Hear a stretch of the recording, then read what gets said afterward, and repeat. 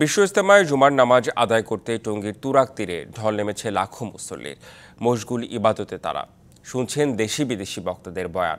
এর আগে বৃহস্পতিবার মাগরিবের নামাজের পর ভারতের মাওলানা ইব্রাহিম দেওলারের আম্বায়নের মাধ্যমে শুরু হয় ৫৮তম বিশ্ব ইজতেমার আনুষ্ঠানিকতা। অংশ নিচ্ছেন ঢাকার একাংশ সহ ৪১ জেলার মুসল্লিরা। এসেছেন ৭২টি দেশের ২,০০০-এরও বেশি বিদেশি মুসল্লিও। মহান আল্লাহর নৈকট্য লাভের আশায় ময়দানে জেলাভিত্তিক অবস্থান নিয়ে বয়ানে মগ্ন মুসল্লিরা। সকাল ১০টায় বিভিন্ন খিত্তায় খিত্তায় তালিমের আমল হবে। জুমার নামাজ পড়াবেন মাওলানা জুবায়ের।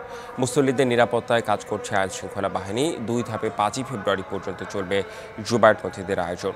২রা ফেব্রুয়ারি আখিরি মোনাজাতের মধ্য দিয়ে শেষ হবে বিশ্ব ইজতেমার প্রথম ধাপ।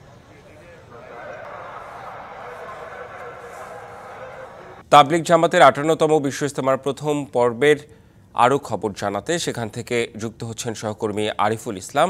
আরিফ, সেখানকার পরিবেশটা দেখতে চাই, মুসল্লিদের সাথে কথা হয়েছে কিনা, তারা কি বলছেন জানাবেন আমাদের। রিদওয়ান, কিছুক্ষণ আগেই কিন্তু যে বয়ান চলছিল বা ফজরের পর সেটা কিন্তু শেষ হয়েছে ইতিমধ্যেই, এবং কি সেই ইজতেমার যে খিত্তা রয়েছে সেই খিত্তা শ্রেণী বিন্যাস করে সেটার উপর কিন্তু আমল করা হচ্ছে। বিশেষ করে শিক্ষকদের জন্য আলাদা, শিক্ষার্থী রয়েছে শিক্ষার্থীদের জন্য আলাদা, এবং কি পেশাজীবী মানুষ যারা রয়েছে তাদের জন্য কিন্তু আলাদা আলাদা করে আমল করা হচ্ছে বিভিন্ন খিত্তায়। একনল হ্যান্ড ওয়াশ 100% প্যারাবেন ফ্রি, তাই নিরাপদ হাতের জন্য আস্থা রাখুন একনলে। এর পাশাপাশি খিত্তায় যারা আমল করছেন তারা মূলত হচ্ছে জিম্মাদার। প্রত্যেকটা অঞ্চল থেকে যে জামাত এসেছে সেই জামাতের জিম্মাদার হিসেবে একজন থাকে, তিনি কিন্তু আসলে মূলত আমল করছেন।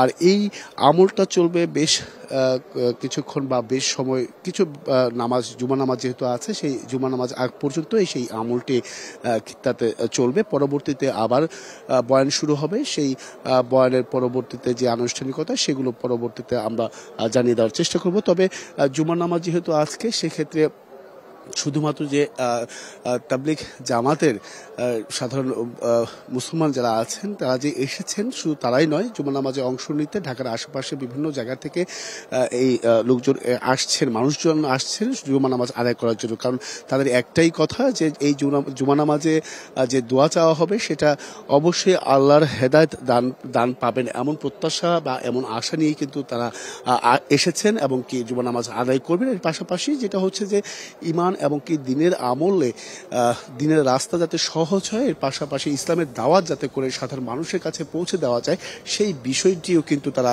জ্ঞান আরোপ করছেন। তো এই ছিল এখান থেকে সবশেষ রেদওয়ান। জি, আপনাকে অনেক ধন্যবাদ আরিফ।